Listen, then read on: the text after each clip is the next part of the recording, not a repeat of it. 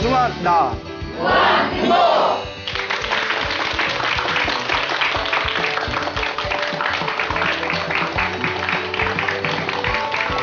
예, 만나서 반갑습니다. 예, 광호 스님이라고 합니다. 예, 그 부처님 당시에 삼형제가 살고 있었다고 합니다. 예, 삼형제가 살고 있었는데요. 이름을 잘 들어야 나중에 안 헷갈려요. 첫째가 마하깔라. 벌써부터 헷갈리나요? 예? 둘째가 마찌마깔라. 네. 셋째가 쫄라깔라라고 했답니다. 예, 그래요. 뭐 일단 헷갈리지 않게. 예, 자, 근데 여기서 여러분들은 마하깔라와 쫄라깔라, 첫째와 막내 이 두 명의 이름만 기억하시면 됩니다. 자, 오늘의 이야기는 이제 마하깔라와 그 동생인 쫄라깔라의 그런 이야기로 이제 첫 번째 이야기를 시작하도록 하겠습니다. 그 마하깔라와 이제 쫄라깔라가 굉장히 큰 부자였습니다. 이제 상인이었대요. 그래서 이제 500대 수레에 상품을 싣고 물건을 싣고 이렇게 인도의 전역 도시를 다니면서 이제 물건을 파는 대상인이었대요. 옛날에 500대면 엄청난 거예요. 네. 지금으로 치면 뭐 엄청난 유통기업 정도 되겠죠. 하루는 이제 500대 그 물건을 싣고 도시를 다니면서 이제 장사를 하다가 부처님이 계시는 제따와나 사원 근처에 잠시 머무르게 됩니다. 그리고 이렇게 그곳에서 쉬고 있는데 사람들이 꽃과 향과 음식을 가지고 다들 줄지어서 환하게 웃는 얼굴로 어딘가를 가고 있더래요. 저 사람들은 어딜 저렇게 꽃하고 향하고 음식을 가지고 저렇게 즐겁게 콧노래를 부르면서 다들 어딜 가지? 지나간 사람을 붙듭니다. 어디 가십니까? 라고 질문을 던지니까 부처님의 설법을 들으러 사원에 가고 있습니다. 라고 하더래요. 그래서 부처님의 설법을 듣는다라는 이야기를 듣는 순간 몸에서 엄청난 짜릿한 흥분과 기쁨이 솟구쳤다고 합니다. 그냥 그 이야기를 듣는 것만으로. 그걸 우리 불교에서는 전생에 성근이 있다라고 표현을 합니다. 전생에서부터 수행을 한 사람이다. 여러분들도 불교 우리 그 부처님 그 광호 스님 저기 설법 들으러 우리 BTN 가자라는 얘기 듣는 순간 몸에서 전기가 흐르셨나요? 네. 아닌가 아는데. 예, 그래요. 여하튼. 그래서 어떻게 몸에서 싹 이렇게 전기가 흐른 걸 느끼면서 너무 기쁜 마음에 자기도 이제 따라갑니다. 다 이제 따라갔는데, 가니까 수많은 사람들이 이제 다 모여 있는 거예요.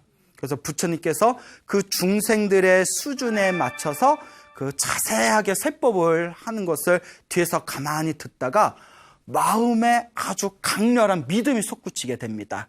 그 부처님의 설법이 끝난 뒤에 문득 이런 생각을 합니다. 어차피 사람이 영원히 살 수 없다. 그리고 언젠가 사람은 죽는다.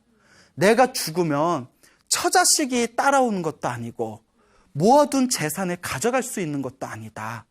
내가 왜 이런 것에 집착을 하는가? 차라리 머리를 깎고 스님이 되어서 나는 영원한 진리, 내 도를 닦겠다라고 결심을 합니다. 스님이 되려고 마음을 먹어요. 그래서 불교에서는 그런 얘기를 합니다. 스님은 아무나 될 수가 없다. 전생에 쌓아놓은 성근과 복이 있어야 스님이 될 수가 있대요. 그러니까 여러분들도 스님이 되고 싶다고 해서 딱 스님이 될 수 있어요, 없어요? 없어요. 별로 되고 싶은 마음도 없지만 그렇죠, 여러분. 스님 뭐 딱히 되고 싶은 마음도 없어요. 아마 이러겠지만 어쨌거나 불교에서는 스님이 된다는 거는 전생에 일단 복이 많아야 스님이 될 수 있다고 합니다. 그래서 우리 어른 스님들께서 항상 하시는 말씀이 전생에 복이 있어서 스님이 된 거니까 이번 생에 열심히 수행하고 복 까먹지 말아라, 이런 이야기를 자주 하셨죠. 어쨌거나 부처님의 설법 한 번에 스님이 되기로 마음을 먹습니다. 그 부처님께 다 찾아갑니다. 설법이 끝난 뒤에. 그때는 굉장히 행복했을 것 같아요. 우리는 부처님에 대한 모든 이야기를 책을 통해서, 이야기를 통해서 알 수 있잖아요. 근데 그 당시에는 이렇게 설법 듣다가 설법이 끝나면 바로 부처님 가서 상담도 할 수 있고 그렇잖아요. 부처님하고 이야기도 할 수 있고 부처님한테 공양도 올릴 수가 있고. 그래서 그 당시에는 참 행복했겠다라는 그런 이제 불자로서 그런 생각이 듭니다. 부처님께 거룩하신 세존이시여, 부처님이시여, 저도 머리를 깎고 출가하고자 합니다. 받아주십시오. 부처님께서 이와 같이 말씀하십니다. 혹시 집안 식구들에게 이야기는 하고 왔냐? 집에서 해결해야 할 것이 있다면 다 해결하고 온 것이냐라고 이제 질문을 던지십니다. 그러니까 실은 제가 장사를 하고 있었는데 지금 장사하고 있는 곳에 제 또 동생이 있습니다. 그러니까 부처님께서 그 동생에게 이 말을 전하고 와라. 깨끗하게 해결할 것이 있으면 해결하고 오너라라고 이제 돌려보내십니다. 그래서 이제 마하깔라가 막내인 쫄라깔라를 찾아가서 이 500대 술에 내 모든 재산을 다 네가 다 가져라. 그거 동생이 싫지는 않아요. 예, 그렇죠? 다 이 재산을 주겠다니까. 근데 의아한 겁니다. 형님 왜 그러십니까? 세상이 더덥고 무상하구나. 나는 영원한 진리를 위해서 출가하겠다. 그러니까 동생이 형님이 가시면 이 다 잘 되고 있는 사업 이거 어떡합니까? 형님 아니면 저 혼자서 다 꾸려나가기 힘듭니다. 형님 그러지 말고 이 세속에서 쾌락을 누리면서 사는 것도 나쁘지 않습니다.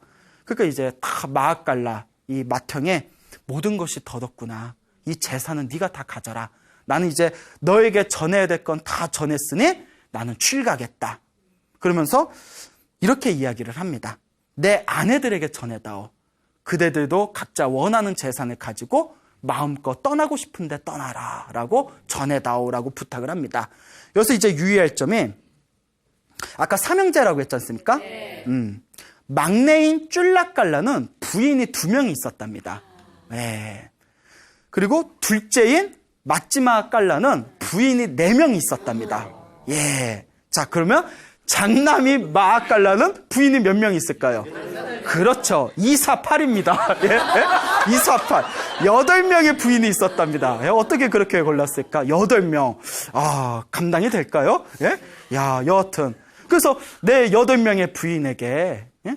전해라. 라고 이제 말을 남긴 뒤에 이제 호련히 부처님의 곁으로 가서 머리를 깎고 출가합니다. 그리고 막내 쫄라깔라도 급히 자기가 처리해야 될 걸 다 깨끗하게 처리한 뒤에 집안에 알리고 급히 형을 따라서 머리를 깎고 스님이 됩니다. 막내도. 막내는 왜 출가했을까요? 형을 꼬들겨서 형을 다시 세속으로 돌려보내야지.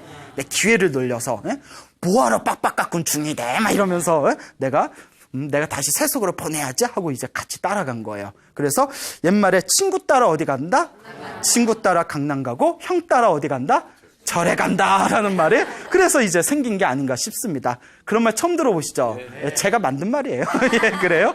자, 어쨌거나 이제 마하깔라는 출가를 한 뒤에 너무나 수행을 하고 싶어서 출가한 것이기 때문에 오로지 마음에 수행 생각뿐이 없어요. 그래서 부처님께 질문을 던집니다. 거룩하신 부처님, 머리를 깎고 출가한 스님은 어떤 길을 걸어야 됩니까? 그 부처님께서 이와 같이 말씀하십니다. 크게 2가지 길이 있다. 경전을 공부하면서 학문을 닦거나 교리를 공부하거나 마지막 하나는 마음을 닦아서 깨달음을 얻는 거다. 명상, 참선을 하는 것이다. 그러니까 곰곰이 마하깔라가 생각을 하더니 다음과 같이 얘기합니다. 저는 나이가 많이 늦게 출가했기 때문에 지금 책을 봐도 늦을 것 같습니다. 그러니 부처님이시여, 저는 지금부터 마음 닦는 수행을 해서 깨달음을 얻겠습니다. 부처님께서 허락을 합니다. 그리고 마하깔라가 선택한 수행법은 부처님의 수많은 수행법 중에서 부정관이라는 수행법을 닦습니다. 부정관은 깨끗하지 않은 것, 더러운 것을 관하는 수행법이에요. 더러운 것 중에서 무엇을 관하냐면 시체를 관해요. 뼈를 관해요.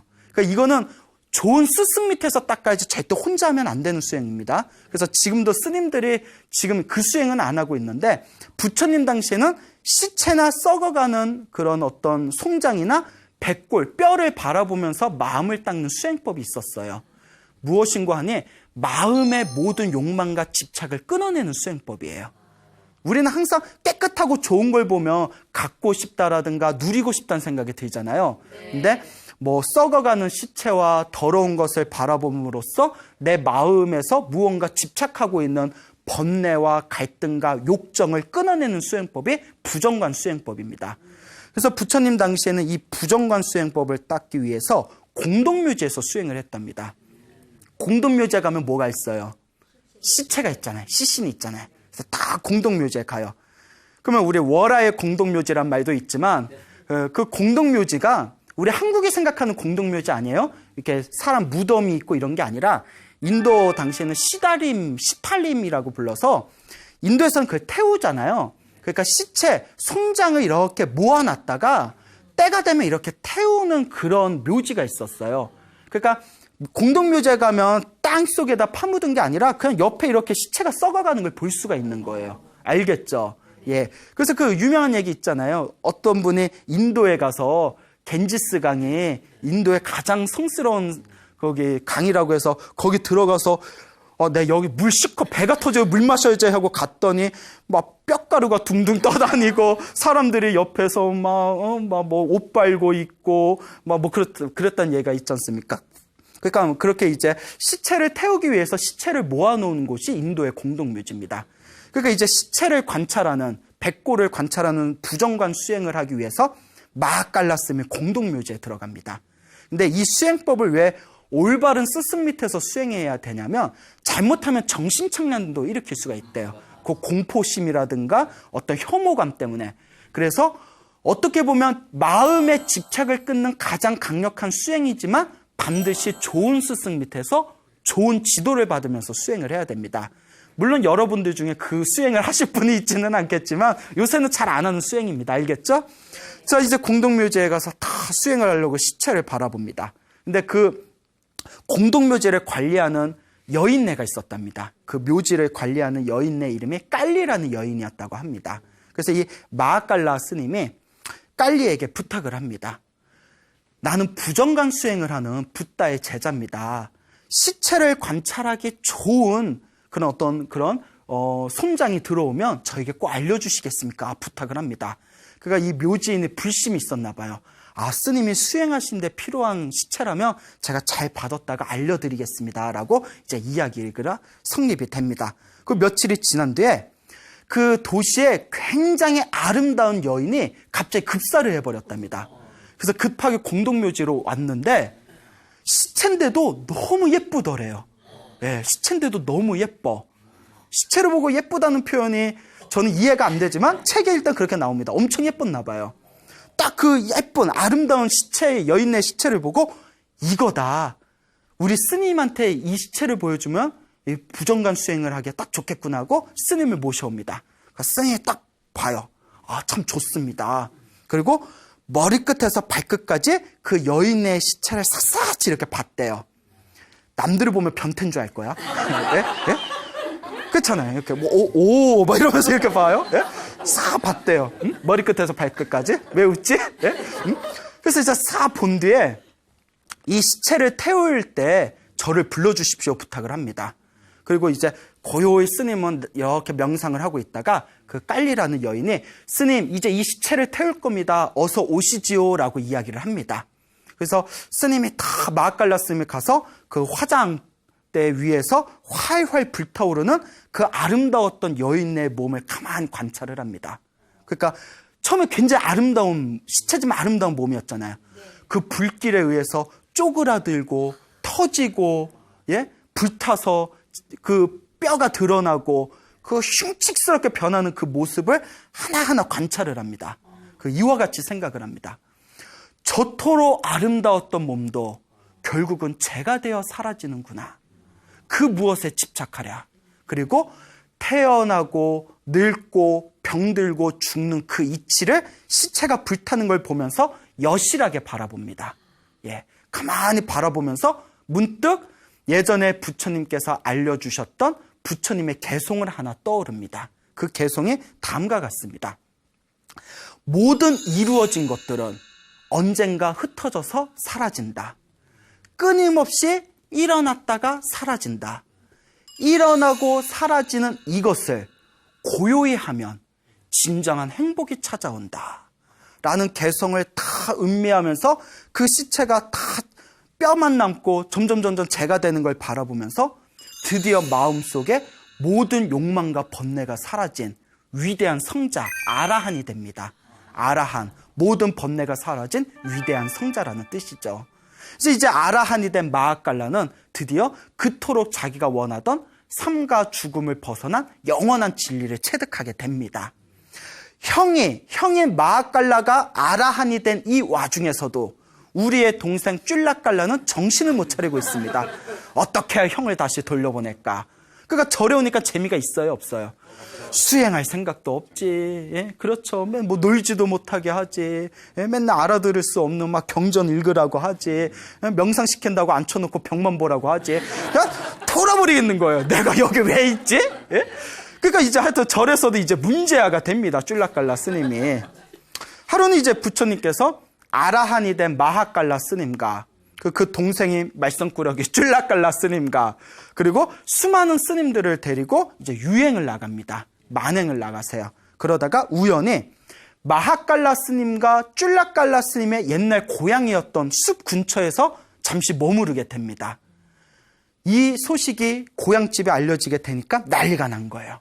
특히 쭌라깔라에게 몇 명의 부인이 있었다고 했죠? 그렇죠. 기억하시네요. 2명의 부인이 이때가 기회다. 그래도 부부 관계가 굉장히 돈독했나 봐요. 그 기다리고 있었던 거 보면 야, 여기 근처에 왔대. 우리가 꾀를 내자. 그래서 일부러 부처님과 부처님의 제자를 자기들 집에 모셔서 공양을 올리기로 약속을 합니다. 스님들 부처님 모시고 저희 집에 오셔서 저희가 공양을 올리겠습니다.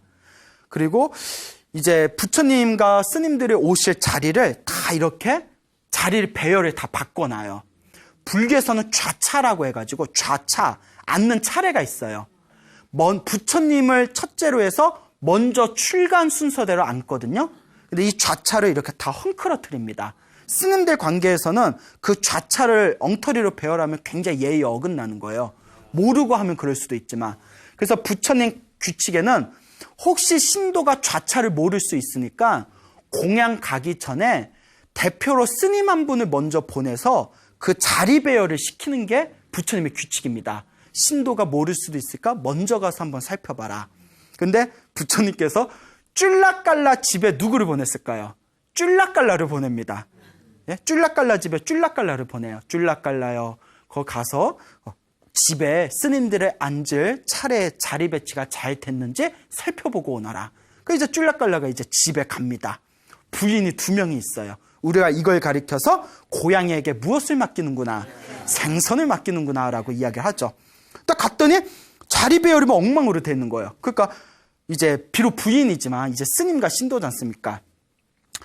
여인네요. 여성 불자들이요, 우바이요. 이렇게 스님들 자리 배열을 엉망으로 하면 어떡합니까? 어서 원래대로 잘 자리 배열을 하십시오 하니까 이 2명의 그 옛 부인들이 화를 벌컥 내면서 이 인간이? 막 이러면서 막 스님이고 뭐가 없어. 누가 당신 마음대로 스님 되라고 했어요 하면서 2명의 여인애가 달려들어서 승복을 다 찢어버렸답니다. 승복을 다 찢어버리고 하얀 속복을 입혔대요. 목에다 꼬꼬리를, 화환을 이렇게 목에다 걸어줬대요. 그게 무슨 뜻인고 하면 목에다 화환을 거는 거는 스님은 걸 수가 없습니다. 스님은 뭐 이제 꽃을 가까이 할 수가 없고 목에 화환을 거는 건 이제 자기가 제가인이라는 표현입니다. 그러니까 얼떨결에 부인 때문에 어떻게 된 거예요? 환속을 하게 된 거예요. 환속을 하게 됩니다. 근데 쭌라깔라도 승복 다 찢어졌지, 옷은 속복으로 갈아입었지, 목에는 이제 꽃 화환을 달았지. 그런데 어차피 자기도 재미없었어. 어차피 나도 절에 있는 거 그냥 아무리 형을 봐도 형 다시 올 것 같지도 않고 에라이 잘 됐다 이러고, 그래도 부처님하고 스님들 공양 모시기로 했으니까 내가 갔다 오겠어.